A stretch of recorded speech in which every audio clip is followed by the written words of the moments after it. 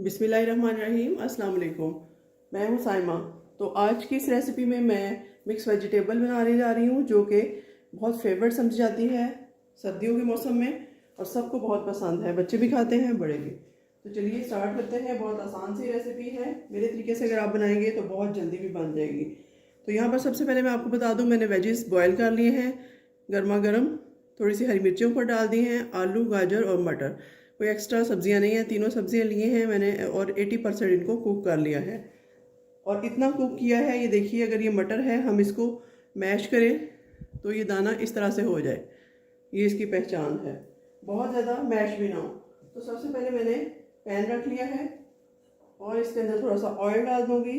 चूल्हा जला दिया था मैंने, तकरीबन 5 से 6 टेबल स्पून। टाइम की बचत के लिए मैं टमाटर और प्याज की प्यूरी बनाकर रखती हूँ अक्सर। जो भी मेरे पास मौजूद है आप देख सकते हैं। तो इसमें ये डाल दूंगी तकरीबन 2 बड़े चम्मच डोंगे के चम्मच ये वाला।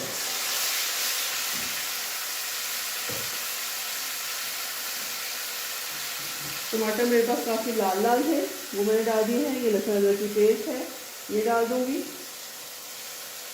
तकरीबन 1 टेबल स्पून। और इनको अच्छे से मिक्स करते हैं और इसका मसाला तैयार करते हैं मीडियम हीट पर। जैसे ही हमारा मसाला तैयार हो है, साथ ही हम नमक मिर्च भी ऐड कर देंगे। तकरीबन 1 किलो के करीब हमारे पास सब्ज़ी है, तो हम इसमें 1 टेबल स्पून के करीब भर के हम नमक डाल देंगे। भर के ही हम लाल मिर्च ऐड करेंगे, बल्कि लाल मिर्च थोड़ी सी ज़्यादा, 1.25 चम्मच के करीब डालेंगे। और कुटा सूखा धनिया, लाल मिर्च और ज़ीरा, इसका पिसा हुआ पाउडर मैं रखती हूँ अक्सर अपने पास, 2 चम्मच ये डाल दूँगी। ये देखिए जी, थोड़ी सी 1/4 टीस्पून चिली जाएगी क्रश वाली। और अजवाइन ऑप्शनल है, अगर आप डालना चाहें। मैं आपको दिखा रही हूँ लेकिन डाल नहीं रही, क्योंकि इससे ये हाजमे में बहुत मुफीद होती है। और थोड़ी सी हल्दी जाएगी इसमें, हाफ टी स्पून के करीब जाएगी। ये देखिए, बस कितने मसाले इसमें जाएंगे।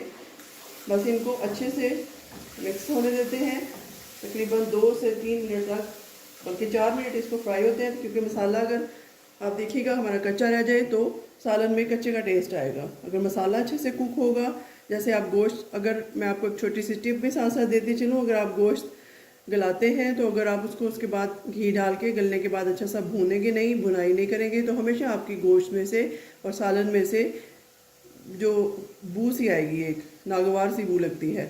तो बेहतर है हम मसाले को अच्छे से भून लें। तो यहाँ पर मसाला हमारा भून चुका है, आप देख सकते हैं घी छोड़ दिया है इससे। ये जो साइडों पे आप घी देख रहे हैं, ये इसकी पहचान है इस चीज़ की कि मसाला हमारा अच्छे से भून चुका है। अब इसमें हम सब्जियां डाल देंगे और अपना स्पून चेंज कर लेंगे, ताकि हमारी सब्जियां जो हैं वो अपनी शक्ल बरकरार रखें। हरी मिर्चें डाल दी और ये सारी सब्जियां जो बॉयल थी वो डाल दी। अब आप इनको बहुत आराम से इस तरह के स्पैचुला से हिलाएंगे, इस तरह से साइडों से, किनारों से हिलाते हुए, ताकि ये टूटे नहीं सब्जियाँ। मटर भी ना टूटे, आलू भी और गाजर भी। तो सब्ज़ी डालने के बाद मैं इसको 3 से 4 मिनट फिर इसी तरह मीडियम टू लो हीट पे कुक करूँगी, फ्राई करूँगी। उसके बाद हल्का सा दम देंगे और उसके बाद हमारी वेजिटेबल तैयार हो जाएगी। तो यहाँ पर ऑलमोस्ट हमारी सब्ज़ी भून चुकी है। हीट को बिल्कुल स्लो पे कर देते हैं और थोड़ी सी क्रीम इसमें मैं डाल देती हूँ, जो ऑप्शन है, ऑप्शन क्रीम है मेरे पास। अगर आपके पास हो तो आप डाल दें, ना हो तो आप ना डालें।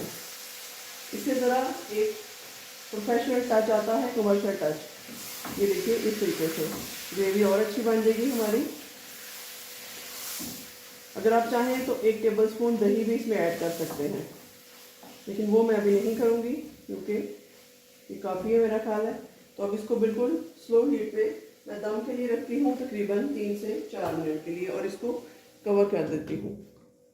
4-5 मिनट बाद इसको खोलेंगे और हमारी सब्ज़ी तैयार होगी। तो यहाँ पर मैंने सब्ज़ी को उतार लिया है, अब डिश आउट करती हूँ।